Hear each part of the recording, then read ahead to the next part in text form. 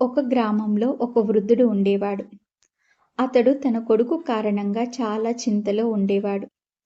ఎందుకంటే అతని కొడుకు చాలా అయోగ్యుడు మరియు పని దొంగ.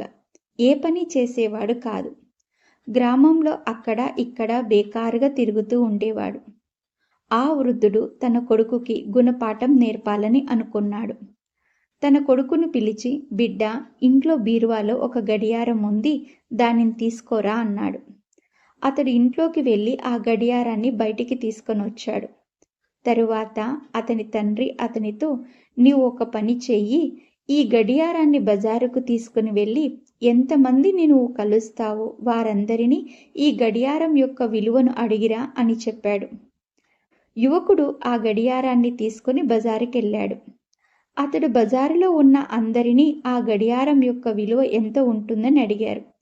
కొంతమంది దాని విలువ 500 కొంతమంది 1000 కొంతమంది 800 చెప్పారు. కొందరు దాని విలువను వేరువేరుగా చెప్పారు.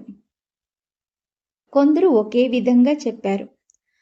అతడు తన తండ్రి వద్దకు వాపసు వచ్చి తన తండ్రితో, నాన్నగారు, అందరూ ఈ గడియారం విలువను తమ తమ లెక్క ప్రకారం చెప్పారు.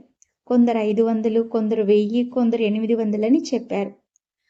అప్పుడు ఆ వృద్ధుడు తన కొడుకుతో, సరే బిడ్డ, నీవు ఈ గడియారాన్ని లోపల బీరువాలో పెట్టేసే అన్నాడు. మరుసటి రోజు ఆ వృద్ధుడు మళ్ళీ తన కొడుకును పిలిచి బీరువాలో ఉన్న గడియారాన్ని తీసుకురమ్మని చెప్పాడు. అతడు మళ్ళీ లోపలికి వెళ్ళి ఆ గడియారాన్ని తీసుకొని వచ్చాడు. ఆ వృద్ధుడు అతనితో, బిడ్డ, నీవు బజారుకి వెళ్ళి ఈరోజు గడియారంలో ఏదైతే సమయం నడుస్తూ ఉందో దాని విలువను అడిగిరా అని చెప్పాడు.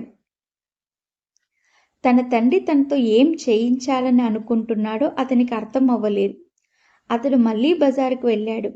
అతడు అందరినీ ఆ గడియారంలో ఏదైతే సమయం నడుస్తూ ఉందో దాని విలువను అడిగాడు. నిన్న గడియారం విలువను అడిగాడు, ఈరోజు సమయం విలువను అడుగుతున్నాడు. ఇతని మానసిక స్థితి సరిగ్గా లేదని భావించి అందరూ అతన్ని అక్కడి నుండి తరిమేశారు. కొందరు అతన్ని చూసి నవ్వసాగారు. నాకు ఇదేం జరుగుతోందని అతనికి దుఃఖం కలిగింది. చివరిగా అతడు ఒక వృద్ధుడి దుకాణానికి వెళ్తాడు. ఆ వృద్ధుడు చాలా బిజీగా ఉంటాడు. ఆ యువకుని ప్రశ్న వింటూనే అతడు ఏం అడగాలని అనుకున్నాడో ఆ వృద్ధునికి అర్థమైపోయింది.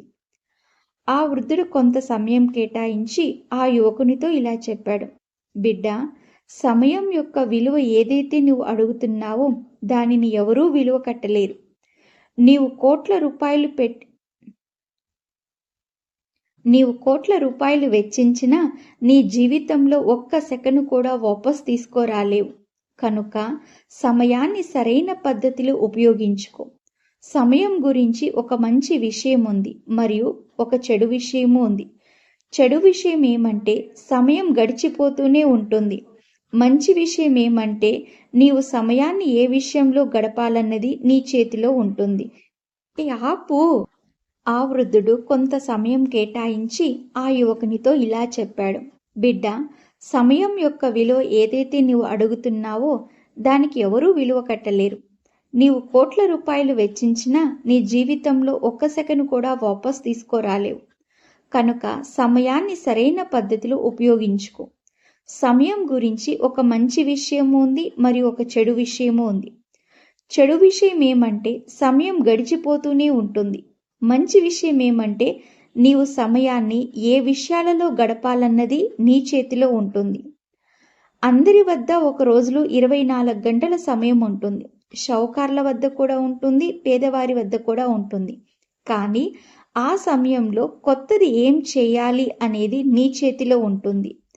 నీవు ఆ సమయాన్ని ఏ విషయాల్లో గడుపుతున్నావో ఆ ఒక్కొక్క క్షణం యొక్క లెక్కాచారాన్ని పెట్టుకో.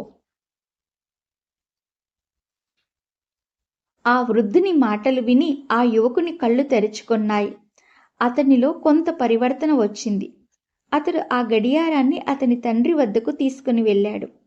అతనికి విషయమంతా చెప్పాడు. ఈ రోజు నుండి ఆ యువకుని జీవితం మారిపోయింది.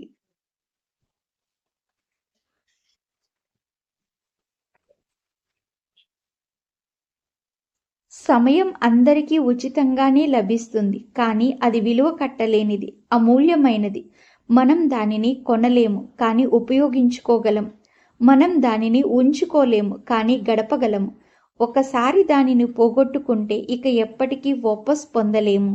కనుక మీ సమయాన్ని సరిగ్గా ఉపయోగించుకోండి.